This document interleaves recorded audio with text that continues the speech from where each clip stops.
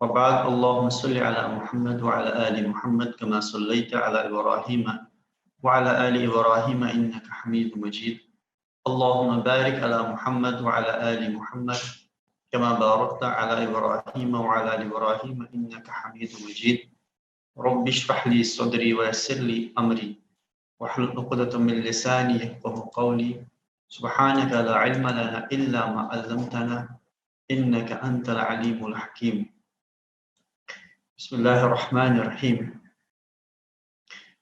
We are discussing about the Sabr, the concept of Sabr, and we have discussed also the kinds of the Sabr and the relationship of Sabr and the different Amal,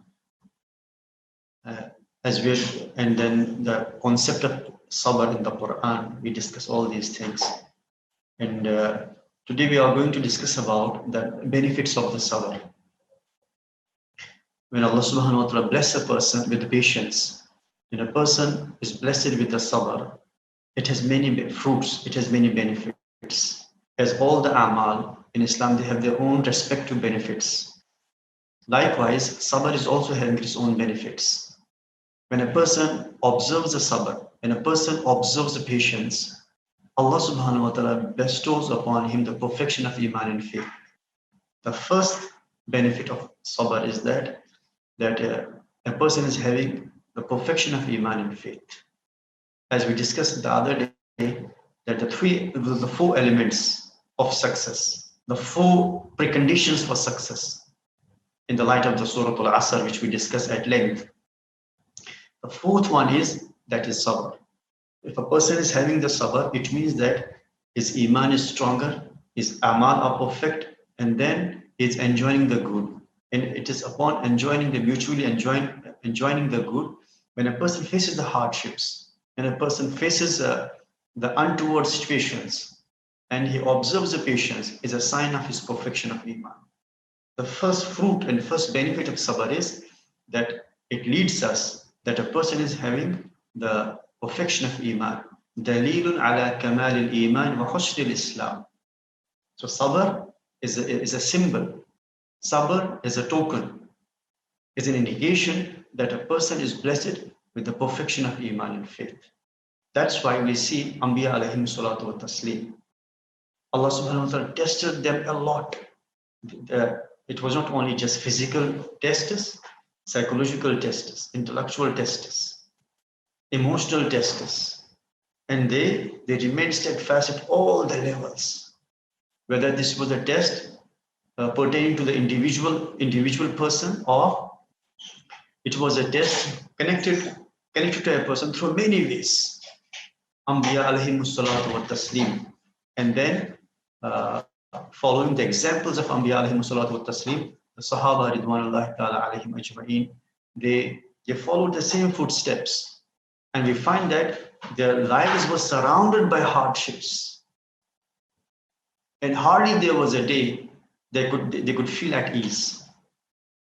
They could feel the peace, the outward peace. Inward peace, it was there. The moment a person observes the sabr, the patience, Allah subhanahu wa ta'ala bestows upon him the peace of mind. So Sahaba ridwanullahi ta'ala alayhim ajma'in, they faced a lot of hardships, reckless hardships, but they never gave up. And this was indicative of their perfection of faith. This was indicative of their accomplishment of iman and faith. And second benefit of sabr is yurithul hidayata fil qalb. When a person observes the patience, when a person observes the sabr, his heart is rightly guided. In his heart, though we know that there are two types of forces which try to capture the heart, forces of good and forces of the evil. And there are always, there's a constant battle going on between the forces of the good and the forces of the evil. And both of them, they want to dominate the heart, they want to capture the heart. However, when a person observes the patience, Allah subhanahu wa ta'ala grants them the tawfiq that the heart is always captured with the forces of the good. forces of the evil are defeated. And this way, a person's heart remains always with Allah subhanahu wa ta'ala. And the third and important fruit and benefit of sabr is yuthmiru mahabbat Allah wa mahabbat al-nas. Yuthmir, it breeds the love of Allah subhanahu wa ta'ala. When a person surrenders before Allah, Allah subhanahu wa ta'ala sends the reckless hardships, untoward situations, and a person remains calm and steadfast. He shows patience. He never expressed any word of complaint to Allah subhanahu wa ta'ala. So this way, he achieves the mahabbatullah. He achieves the love of Allah subhanahu wa ta'ala. And that's the most precious thing in life. One of the most precious thing in life is that Allah subhanahu wa ta'ala loves a person. And that a person whom Allah subhanahu wa ta'ala loves, when a person is blessed with the love of Allah subhanahu wa ta'ala, Allah subhanahu wa ta'ala then casts the love of that person into the hearts of the people. So love of Allah means it breeds the love of people. It gives birth to the love of people. So Allah subhanahu wa ta'ala, when He's pleased with His servant by the source of the sabr, and Allah is watching, though He is fa'alul lima yurid, whatever He wishes, He can do it. He can avert all the hardships in a jiffy. إنما أمره إذا أراد شيئا أن يقول له كن فيكون. The affair of Allah subhanahu wa ta'ala is that we are the dependent beings. We are dependent on the material things, material stuff. Whenever we want to do anything, we need the material things. But Allah subhanahu wa ta'ala, the master of universe, He's not dependent on anything. He's as-samad. One of the attributes of Allah subhanahu wa ta'ala is samad. Samad is who's independent of all. When whatever He wishes to do, فَعَالٌ لِمَا يُرِيدُ وَمَا تَشَاءُونَ إِلَّا أَن يَشَاءَ اللَّهُ رَبُّ الْعَالَمِينَ. There's no will of ours. It's all whatever Allah subhanahu wa ta'ala wills and wishes, it happens to come. It happens to be. And so when a person observes the patience, so Allah subhanahu wa ta'ala loves that person. Though it is within the domain, it is within the capability of Allah subhanahu wa ta'ala, as I said, that to avoid and avert all the hardships in a jiffy. إِنَّمَا أَمْرُهُ إِذَا أَرَادَ شَيْئًا أَن يَقُولَ لَهُ كُن فَيَكُونُ. The fear of Allah subhanahu wa ta'ala is that whenever He wants to do anything, فَيَقُولُ لَهُ, He says to it, kun, be, fayakun, and it happens. Kun, after this is fayakun, there is fa. Fa, it means that actually, fa means then. But this then is that there is admu waqt, admu wujudil waqt. It doesn't contain any time factor. Time factor is missing there. That's where fa is used. Allah subhanahu wa ta'ala, He could have said, فَيَقُلْهُ kun yakun. Be, it happens. But kun fayakun, fa is the indication that there is no time factor. When we want to do anything, we need the time to do it. Depending upon the nature of the work, we need the time. So Allah subhanahu wa ta'ala, right from the smallest of acts or greatest of the acts, kun fayakun. He's not dependent on time because He's about the time. So kun fayakun, He says to it, be, and it happens. But why He causes His servants to face these hardships? Why He tests us? Because He said in the Quran. And these tests are meant to elevate the positions and the stations of the servants. As I said in our last session, Arabs say, there's a proverb in Arabic, al-ataya ala qadri al-balaya. The gifts of Allah subhanahu wa ta'ala are subservient to the testers. More the testers, higher the gifts. Or simply, I always say, more pains, more gains. No pains, no gains. If there is no test, a person is where he is at. So the position of a person, the position of a believer is elevated through these tests. So when a person observes the patience, the reward of it, the benefit of this patience is yuthmiru mahabbat Allah. It breeds the love of Allah subhanahu wa ta'ala. Allah is pleased with that person. And not only this, but mahabbatan nas. And people also love that person. When we see a person in his life or in her life facing a lot of hardships, but still remains patient with Allah's decree, with qadar of Allah subhanahu wa ta'ala. And then Allah subhanahu wa ta'ala casts the love of that person into the hearts of the people.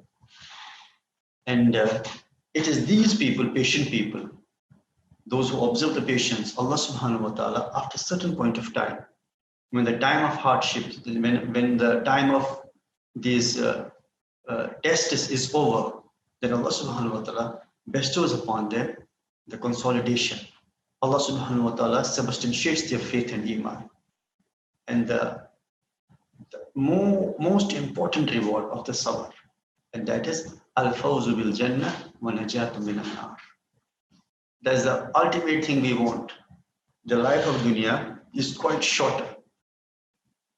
I always say that as Prophet sallallahu alaihi wasallam, a'mar ummati ma bayna 60 ila 70. Our age is in between, the average age, Prophet sallallahu alaihi wasallam, between 60 to 70 is our average. Okay, for the sake of argument, it's 80, 90, or it's 100. It seems to be a huge span of time. But when we compare this with the creation of this dunya, the cosmologists say the exact age almost is 14 billion years. It has been 14 billion years since this dunya was created by Allah subhanahu wa ta'ala. And 14 billion years, and on the other hand, there's 100 years. There is no comparison between the two. There's not even one fraction. On one side, 14 billion, 13.7 billion years, around 14 billion. And then on the other hand, we have one full century, though it is very difficult to have the 100 years in dunya. But for the sake of argument, we say if a person is blessed with an age of 100 years, then it is just a jiffy, it's a wink of an eye. So why to spoil the life which is unending and everlasting? Those who observe the patience, who remain steadfast upon the decree of Allah subhanahu wa ta'ala. Allah subhanahu wa ta'ala, what they will get for this? Al-fawzu bil jannah. They will get the success, ultimate success in the shape of Jannah. Wa najatu min an-nar. And then they will get the salvation from the Jannah. But for those who observe the patience, Allah subhanahu wa ta'ala won't cast them into the Jannah. This is the ultimate fruit of the sabr, because ultimately what we want to be saved from the Jahannam. Ultimately what we want to be allowed to enter the Jannah, to be permitted to enter the Jannah. That's our ultimate destination. And those who are blessed with this thing, they got the success. As Allah subhanahu wa ta'ala says, فَمَنْ زُحْزِحَ عَنِ النَّارِ وَأُدْخِلَ الْجَنَّةَ فَقَدْ فَازَ. فَمَنْ زُحْزِحَ عَنِ النَّارِ, those who are saved from the hellfire. وَأُدْخِلَ الْجَنَّةَ, and are caused to enter the paradise. فَقَدْ فَازَ, he got the success. So the real success is when a person is prevented from Jahannam and he is allowed to enter the Jannah. And that can be achieved with sabr. That can be achieved by the source of the sabr. As we discussed before, that these are some of the benefits of the sabr. Though there are many other benefits of the sabr, but we just focus upon these few of them. And then we also discuss about the kinds of the sabr. So we said that there are many kinds of the sabr. The first one is as-sabru fi ta'ah. As-sabru fi ta'ah means observing our patience in the obedience of Allah subhanahu wa ta'ala. Because nafs is not always readily motivated to obey Allah subhanahu wa ta'ala, to perform the ibadah, to offer the devotion to Allah subhanahu wa ta'ala. Then we need the sabr for this. Then as-sabr anil ma'siyah, and stay away from the ma'siyah, from disobedience of Allah subhanahu wa ta'ala. Observe the sabr over there. And then as-sabr al-bala, sabr upon the hardships. As we know that the life is full of ups and downs. Then a person is supposed to show this endurance and patience, and the fruit of this is that Allah subhanahu wa ta'ala will facilitate for him that he can easily stay away from the bad deeds. And when Allah subhanahu wa ta'ala grants the tawfiq to a person by virtue of the sabr, then a person is getting the strength, he gets the inner strength. A person becomes stronger enough to face any hardship in their life. Now we'll discuss some of the means of achieving that will help us to achieve the sabr. One of the first thing is that we must read about the people of sabr. So we discuss about some of the means of achieving sabr. How can we achieve the sabr? And the first thing is that we must read about the people of sabr. And then when we read the stories, then we should compare our lives with the lives of those who observe the sabr, who observe the patience. Imam Ibn al-Qayyim al-Jawziyyah rahimahullah, one of the famous scholar of Islam, he wrote a book on the subject, Uddatul Sabirin. Uddatul Sabirin is a book, Wadhakhiratul Shakirin. So in this book, he mentions the two important concepts of Islam. One is sabr, and second is shukr. Uddatul Sabirin, Wadhakhiratul Shakirin. And it's a very beneficial book, very beautiful book. And in this book, he shows how to practice the patience. How can we achieve the patience? What are the means to be adopted to achieve the patience? And he says that as far as sabr is concerned, sabr consists of three elements. Sabr consists of three elements. First one is at-ta'ah. Sabr is itself an ibadah. When a person observes the sabr, it is itself an ibadah. So first element of sabr is doing ta'ah. When a person faces hardships, a person is tested by Allah subhanahu wa ta'ala. As we know, there are many verses in the Quran. Allah subhanahu wa ta'ala says, Inna khalaqna al-insana min nutfatin amshaj. Indeed, we have created the human being from the zygote. Nabtali, why we created him? So that we test him. فَجَعَلْنَاهُ سَمِيعًا بَصِيرًا. We granted him the eyesight, we granted him the capability to hear the things, just to test him. So his existence is meant for the test. And when a person is facing these tests, so what he should do first of all, doing ta'ah, means fi'lu ta'at. This first element of sabr. Usually when a person faces the hardships, or when a person is passing through the test, there's a strong test to the emotional and psychological part of the person. Because during the hardships or during the tests, a person feels psychologically broken down. If this thing happens, then that person, it is very difficult for him to obey Allah subhanahu wa ta'ala. And ultimately that will affect the sabr of a person. That's why Imam al-Qayyim says that the first element of sabr is that a person should strongly stick fast to and he must hold strongly the ibadah of Allah subhanahu wa ta'ala. So doing ta'ah, performing ta'ah. Ta'ah means obedience. Ta'ah.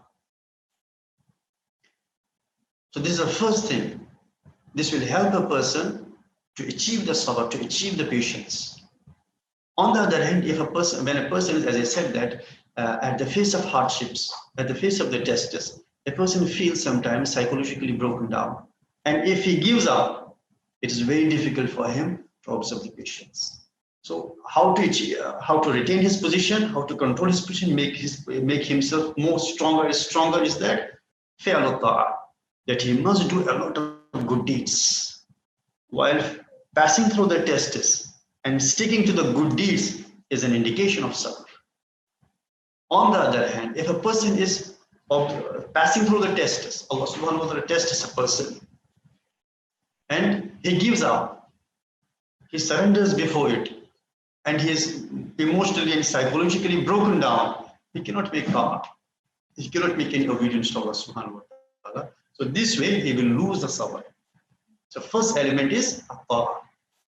So we can now discuss the foundation of sabr. These are the foundations of sabr.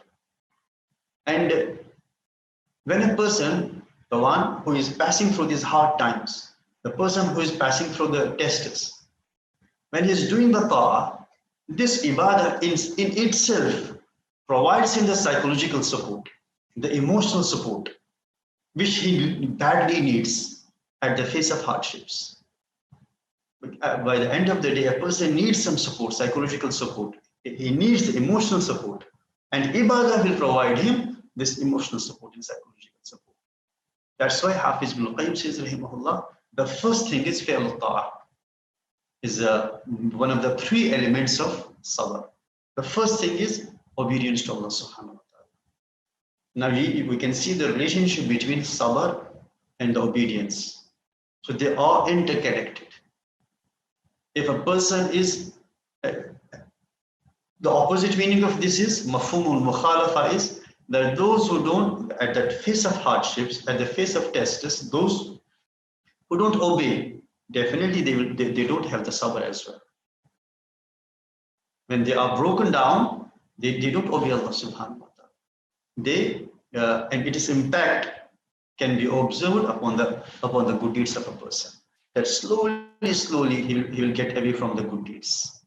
And slowly, that will pave the way for the depression. See, many people, the main cause of depression is that people are away from Allah subhanahu wa ta'ala. The main cause of depression. Because at the time of depression, when a person is, as I said, psychologically and emotionally broken down, a person needs the psychological support, emotional support, and the ibadah provides the support to a person. On the other hand, when a person gets away from the ibadah, he doesn't perform the good ibadah, he doesn't perform the worships and the good deeds, then he's taken slowly he's taken away from Allah subhanahu wa ta'ala. And once a person is taken away from Allah subhanahu wa ta'ala, there's a main cause of depression. And the small things will perturb a person. The small things will cause a trouble to a person because he doesn't know how to manage the things. He surrenders before even the smallest of their troubles and hardships. And then it will increase the state of depression. So those who observe the sabr, so one of the in'am, one of the gift of Allah subhanahu wa ta'ala is that you will never find those people depressed. You will never find them depressed because they are psychologically stronger. Emotionally, they are stronger people. Because they have the psychological, they get the food for their psychological support. They get the food for their emotions. So they get the food for their emotional support. And that is through the ibadah. And those who give it up. So they cut the supply line. They cut the supply line, which keeps a person stronger, which keeps a person alive, we can say. And ultimately, that person becomes a victim of depression. So those who lack the sabr, definitely they will suffer the depression. They have to pass through the depression. This is one of the, we can say, this is as good as 2 + 2 makes 4.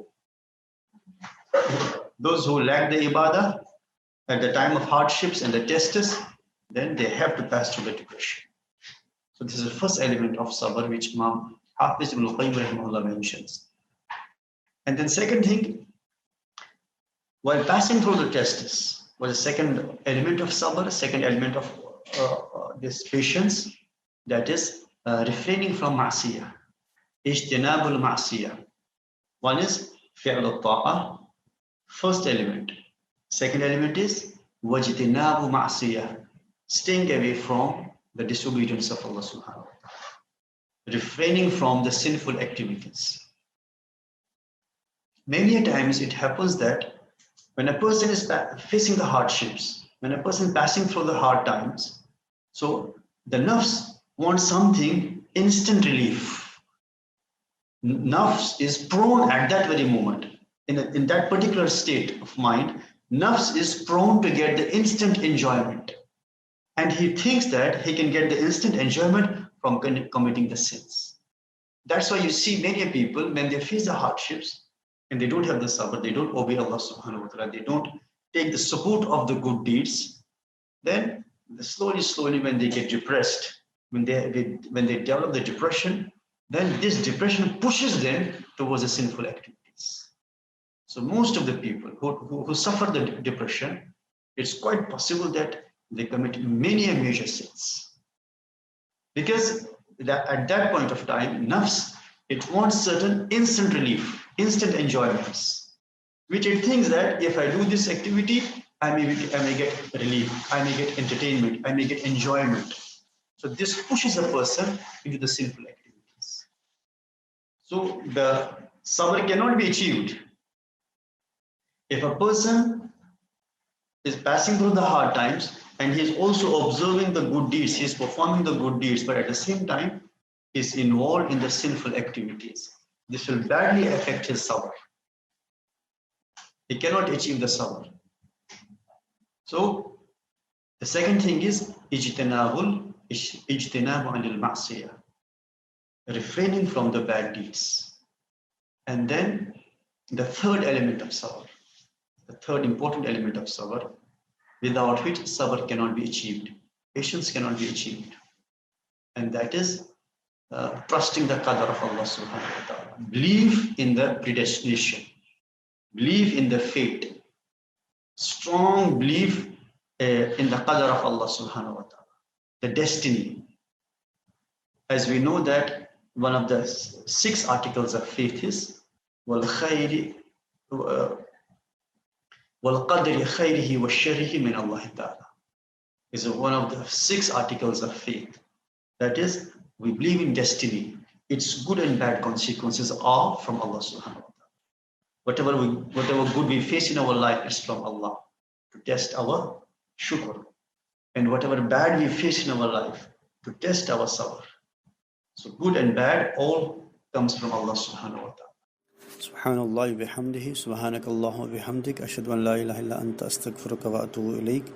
Subhana rabbika rabbil izzati amma yasifun wa salamun alal mursaleen walhamdulillahi rabbil alamin. Wassalamu alaikum wa rahmatullahi ta'ala wa barakatuh.